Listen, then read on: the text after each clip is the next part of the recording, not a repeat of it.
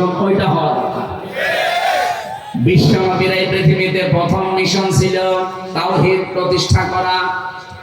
আমার মনে হয় বাংলাদেশকে আল্লাহ যে জায়গায় এখন এনে দিয়েছে, এই জায়গাতে তাওহীদ প্রতিষ্ঠার একটা সুযোগ আল্লাহ তৈরি অলরেডি করে দিয়েছে। এখন এটা করার জন্য সিস্টেম গুলো কি কি, ১৫০০ বছর আগে আল্লাহ সিস্টেমটা জানিয়েছেন সূরা আলে ইমরান ৩ নাম্বার পারা ১৭ নাম্বার পৃষ্ঠার ২ নাম্বার লাইনের ৬৪ নাম্বার আয়াতে আছে। এটা আমার রেকর্ড হচ্ছে বলে বললাম। সারা পৃথিবীতে এখন বিশেষ করে বাংলাদেশে যারা আমরা আছি, এখানে আল্লাহ ৩টা পদ্ধতি জানিয়েছেন। এই 3টা পদ্ধতি সামনে আমাদের এখনই অ্যাপ্লাই করা দরকার। বলিয়া হালাল কিতাবি তাআলাউ ইলা কালিমাতিন সাওয়াইন বাইনানা ওয়া বাইনাকুম আল্লা না'বুদা ইল্লাল্লাহ ওয়া লা নুশরিকা বিহি শাইআ ইলা আখিরা। এদিকে তাকান। আল্লাহ পাক বলেন, নবী আপনি ডাক দেন যারা কিতাবের দাবি করে, হে আহলে কিতাবরা এদিকে আসো। আমি বাইরের দেশগুলোতে যখন ঘুরি, আহলে কিতাব যারা দাবি করে ওদেরকে আমি জিজ্ঞাসা করেছি। এদিকে তাকান। কয়েকদিন আগে মালয়েশিয়া, সিঙ্গাপুর, থাইল্যান্ড এই দেশগুলো ঘুরছিলাম। ট্রেনে যখন যাওয়ার সময়, বাসে যাওয়ার সময় সিট পড়ে পাশে স্যার নাম জিজ্ঞাসা করলে চেহারা দেখে মনে হলো মুসলমান, যে নাম জিজ্ঞাসা করে দেখি খ্রিস্টানের নাম বলছে। বললাম আপনার নবীর নাম কি, হোয়াট ইজ ইয়োর প্রফেট? তখন বলে যে যিশু।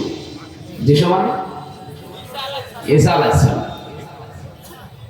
খ্রিস্টান তো ঈসা বলে। ইহুদির সাথে যদি দেখা হয় জিজ্ঞাসা করি আপনার নাম, ও নাম শুনলে আমি বুঝি যেটা ইহুদির নাম। আপনার নবীর নাম কি? বলে জোসেফ। জোসেফ মানে মুসা আলাইহিস সালাম। ওরা ইব্রাহিম নবীকে আব্রাহাম বলে ডাকে, ওরা দাউদ নবীকে ডেভিড বলে ডাকে। ওদের নিজেদের নবীর নাম তারা পাল্টিয়ে ফেলেছে। যেহেতু আহলে কিতাব দাবি করলো, এই পৃথিবীতে এখন কিতাবওয়ালা আহলে কিতাব নেই। ইহুদি যারা দাবি করছে ওরা মুসা নবীর আদর্শের উপরে নেই। আজ খ্রিস্টান ২৫০ কোটি, ওরা দাবি করছে ওদের নবীর নাম যিশু, অথচ হযরত ঈসা নবীর আদর্শের উপরে ওরা নেই।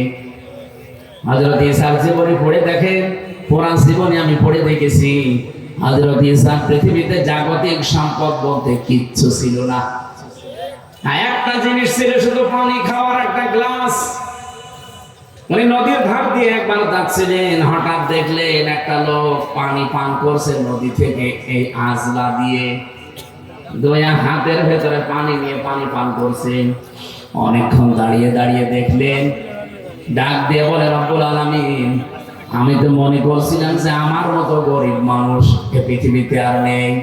এখন দেখি এই লোকটা আমার চাইতেও গরিব। আমার তো পানি খাওয়ার অন্তত একটা মগ আছে, একটা গ্লাস আছে, জগ আছে, আর তো কিছু নেই। এটা তিনি নদীর ভেতরে ছুড়ে মেরে বললেন, পৃথিবীর কোন জাগতিক সম্পদ আমার দরকার নেই। আর আপনি তাকান আজ খ্রিস্টানদের দিকে, তাদের যে বিলাসবহুল জীবন, তারা যদি ঈসা নবীর উম্মত দাবি করে, হযরত ঈসা যেভাবে চলেছিলেন সেইভাবে তাদের চলা দরকার ছিল। কথা বলে না কেন? আমার যে হাদিস পড়েছিলাম, এই হাদিসের শেষের দিকে হযরত ঈসার জীবনের কিছু কথাগুলো আছে।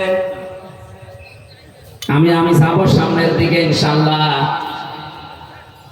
আমি যে কথা এখন বলতে চাই, বাংলাদেশের মানুষ আমরা ৯২% যেহেতু মুসলমান, অন্য ধর্মের মানুষগুলোকে আমরা বাদ দিলাম, ৮% বাদ, ৯২% তো আমরা। আসেন, আমরা নবীর এই তাওহীদ প্রতিষ্ঠার মিশনটা হাতে নেই, সুযোগ একটা এসেছে। আসেন একবারে আমরা সবাই এক জায়গায় এই 3টা কথাকে মেনে নেওয়ার চেষ্টা করি। 1 নম্বরে আল্লাহ না'বুদা ইল্লাল্লাহ। আজকে থেকে আমরা আল্লাহ বাদে আর কারো ইবাদত করব না। বাংলাদেশ জামাত ইসলামের শ্রদ্ধাভাজন আমিরে জামাত সেদিন কিন্তু এই যে কনসেলায় তিনি গিয়েছিলেন, ময়মনসিংহ, উনি ময়মনসিংহে অনেকগুলো আলেমের হাত এভাবে উঁচা করেছে, আপনারা ভিডিও দেখেছেন। এভাবে ডাক দিয়ে বললেন আমাদের আল্লাহ এক, আমাদের রাসূল এক, আমাদের কোরআন এক, আমরা আর পার্থক্য থাকতে চাই না, আমরা সবাই এক। আপনি তাওহীদ প্রতিষ্ঠার জন্য এইভাবে চালিয়ে যেতে হবে কাজ, কিন্তু পদ্ধতি আল্লাহ কোরআনে দিয়েছেন তিনটা। আমরা যেহেতু সবাই যারা হাত তুলছে এখানে আল্লাহ ছাড়া কারো ইবাদত করতে আমরা রাজি আছি, এক নম্বরে আমরা ঠিক আছে। কি কথা বলেন এখানে? আর কিছু মানুষ হয়তো ভুল ক্রমে অন্যের ইবাদত করে। কি